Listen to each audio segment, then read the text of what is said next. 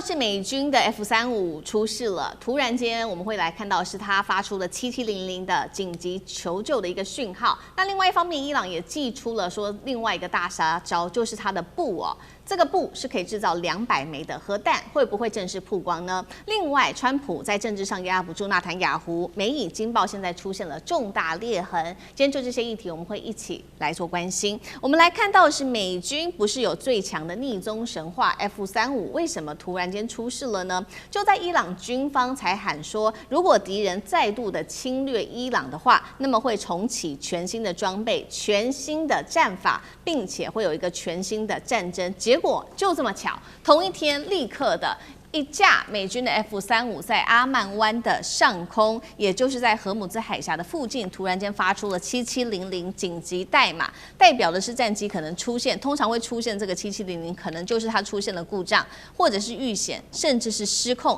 才需要緊急的求救。我們來看到第一時間，美軍其實沒有公開說明為什麼7700掉下來，大家也在看說，跟伊朗的電戰系統難道有關係嗎？伊朗的媒體在第一時間也大肆的報道了這一起意外的事故，那麼也被視為是伊朗他過去曾經用肩射飛彈創下來之後，全球首次擊中 F-35的記錄，而這一次又是第2次的一個最新的記錄嗎？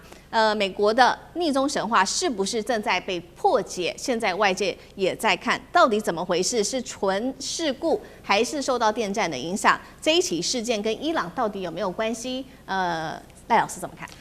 電戰的影響不能完全排除了，因為F-35本身高度依賴網絡，所以它的 GPS 如果被欺騙或是被干擾的話，它當然有可能會發生一些故障，這個在過去有發生過啊，這是第一種。第二種，雖然它是高度逆中，但是因為在高度逆中的情形下它本身的發動機所排出來的熱氣那它本身產生的紅外線容易被偵測到，這個也是對於它來講也是一個致命傷這個對於 F-35都是沒有辦法避免的。但是如果說以 F-35的出事率，我們最近怎麼老是聽到什麼 F-35又掉了 ，F-35又掉了如果以出事率的機種來看的話，那其實它不算高因為它的生產製造已經有800架到1000架左右了。那目前掉了9架，可是因為9架大部分都是美國的，那美國大概有600架，美國掉的多幾乎都是美國人在掉，所以大家才會感覺就是說是不是美軍有問題啊？那因此呢會不會是被伊朗所偵測出來？也就是伊朗的雷達採用這種熱追蹤的方式偵測到這個 F-35，然後再採用這個俄羅斯提供給他的這種這個 GPS 的欺騙跟干擾器然後造成 F-35本身的誤判，這都有可能發生，我們都不能夠說排除這不可能發生因為以目前俄羅斯也希望他的武器能夠在實戰中能夠獲得證實、獲得驗證其實如果大陸能夠提供給伊朗，但是因為大陸目前是不願意提供嘛對。但是如果能夠借由伊朗的戰場，因為目前來講，美軍在伊朗戰場中使用 F-35的幾率是高的。你如果能夠提供給他武器去能夠偵測得到 F-35，也能夠把它欺騙，也能夠把它干擾，甚至讓它出事，這個對於這個必殺器來講是很重要。那我們當然實際上的情況我們沒有辦法完全掌握，不過我覺得都是不能排除。但是機械故障或者維修的問題，我覺得更不能排除。為什麼？因為本來 F-35就是一個比較複雜的，它是軟硬的一種高度結合的一種戰機。這種戰機本身在維修方面就很困難，技術上複雜，維修困難，零料件補給困難，維修的時間要長。那你想，在目前的戰爭的期間，這2個多月來，美軍高度的使用 F-35戰機，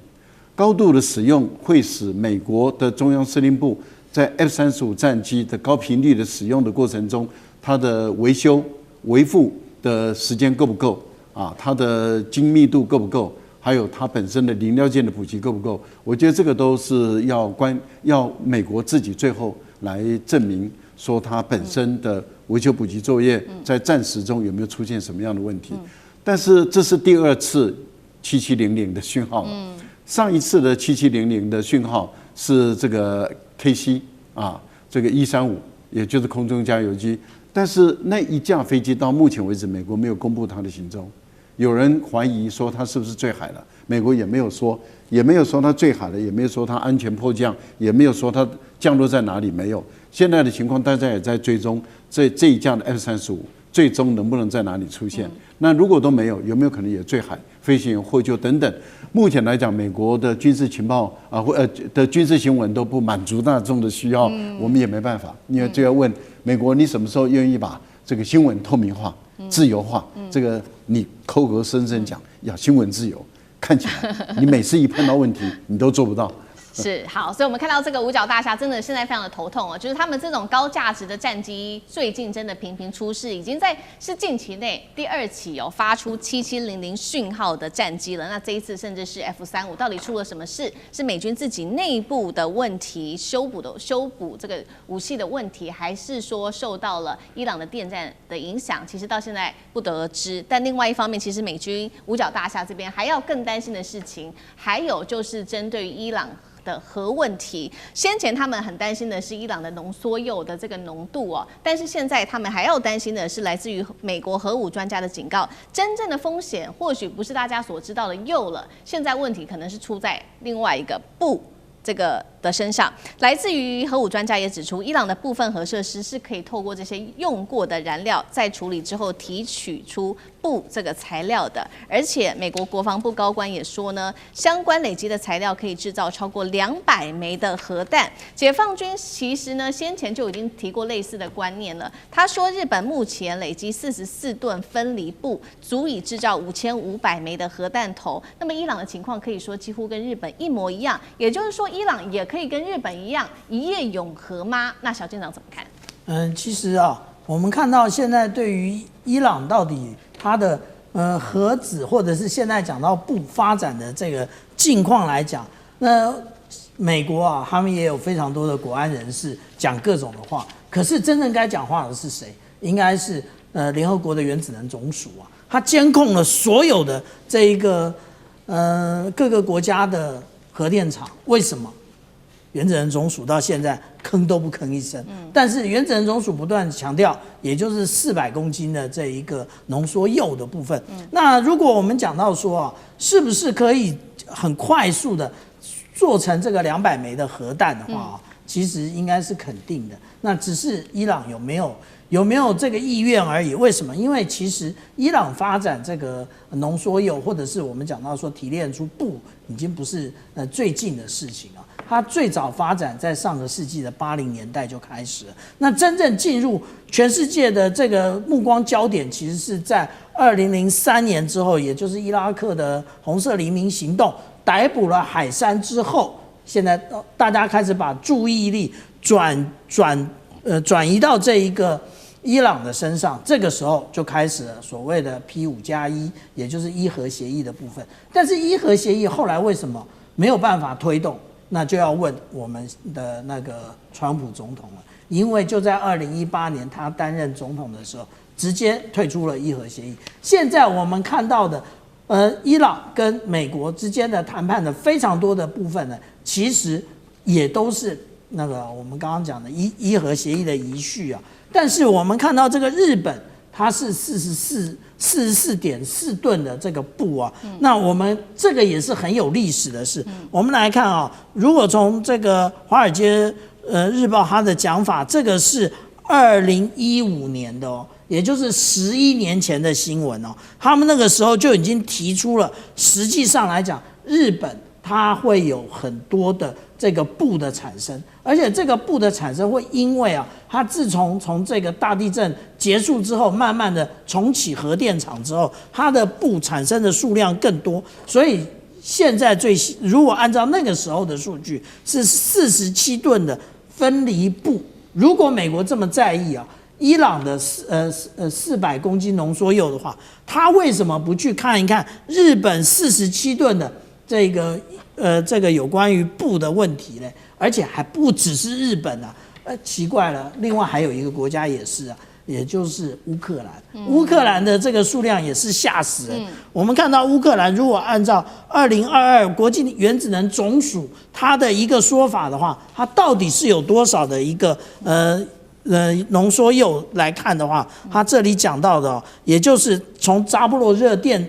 發電廠，它已經提煉了3萬公斤的一個鈽和4萬公斤的濃縮鈾。在這兩個無論是東亞或者是東歐的戰略斷層線上的美國代理人的這些國家，例如說我們剛剛講到的，在東歐的烏克蘭，在東亞的日本，他們都有這麼多的鈽跟鈾，那為什麼美國始終都不講話，然後一直在追這一個伊朗的問題？其實這個才是真正他那個美國對於地緣政治大國博弈真正的一個想法。好，所以我們看到其實非常多的国家，不僅僅是伊朗啊，包括了日本啊、烏克蘭等等，都可能快速的擁有核武，他們都擁有鈽這樣子的一個原料，這樣子的一個材料。但是我們來看到說，那這場戰爭打到現在，其實川普是很想要停下來的。但問題的關鍵點就是說，那接下來以色列總理納坦雅胡會願意讓川普停下來嗎？因為呢，納坦雅胡最近他的這個話語之間顯得有點詭異，他不斷的強調說，我幾乎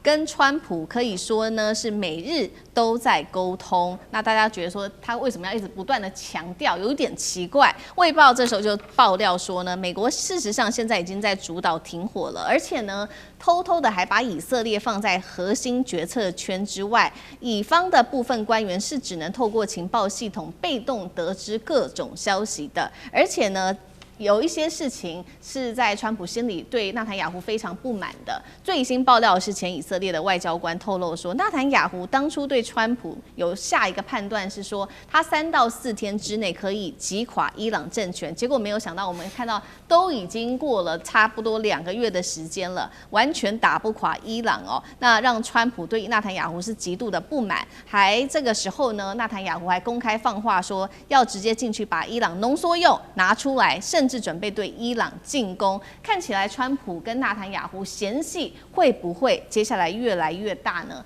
那現在面臨的不管是高油價啊，還有面對到盟友啊，或者是內部對於川普的不支持度，會不會川普會把這一切都怪在納坦雅胡的頭上？那老師又怎麼看？我覺得倒不是嫌隙的問題，他們倆其實私下我覺得感情是蠻好的啦，不管是父子情誼、兄弟情誼。也就是納坦雅胡說，我幾乎每一天還是跟他在通話，這應該也是事實。也就是因為納坦雅胡急了，也慌了，川普你不要和談好不好？我好怕，因為說不好聽，你一和談可能就是納坦雅胡的夢魘呀，因為他違背他原本最強的意志，消滅伊朗啊，而是以色列把川普拉下這個。不是拉下水拖下水，是拉下泥沼，越埋越深。那現在美國現在原來他講便宜行事，沒有想到你知道嗎？他打不起，他不是應該說靠不起了，也玩不下去了。他只好為了他中長利益的考量，他必須和談嘛。他急於和談，這時候呢，我如果再跟你納坦雅胡，雖然你打電話來，我知道你是希望我也喜歡你，但是我會幫你。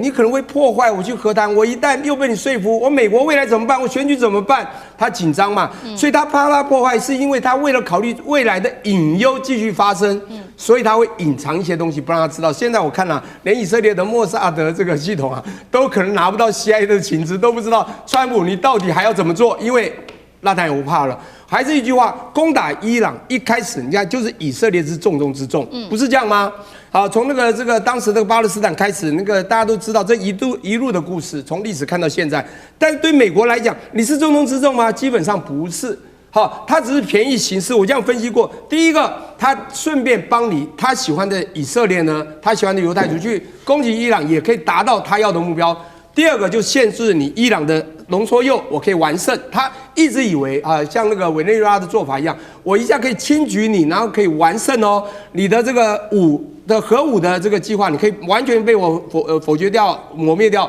你的導彈就不會再做哦。未來你代理人，你也別想去幫代理人做任何的這個支持了。他以為他可以讓以色列開心，第二個也可以完全完勝這個，完全制約這個伊朗，結果沒有想到輸了。第三個，他原來還偏心，認為說我這一邊一定很輕鬆打完嘛，打完以後國際盟友一定對我更肯定，覺得我夠厲害。第四個很厲害，他可以降低自己的威脅，因為只要伊朗是他敵對的這個國家合作出來了，甚至導彈做出來，就是他將來的一個威脅。最後一個原因就是他的最大對手，大國博弈的我們的對岸，他可以用這樣子打擊伊朗之後，讓對岸知道，開玩笑，我們是什麼國家？你要你的好朋友，伊朗基本上 Clinton 嘛，算是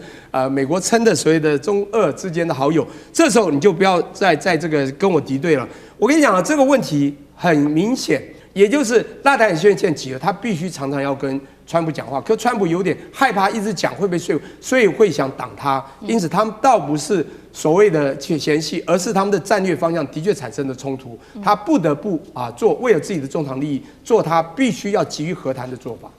好，謝謝老師。那我們休息一下，馬上回來。地緣政治、美中之爭、戰略價值、強權崛起、小國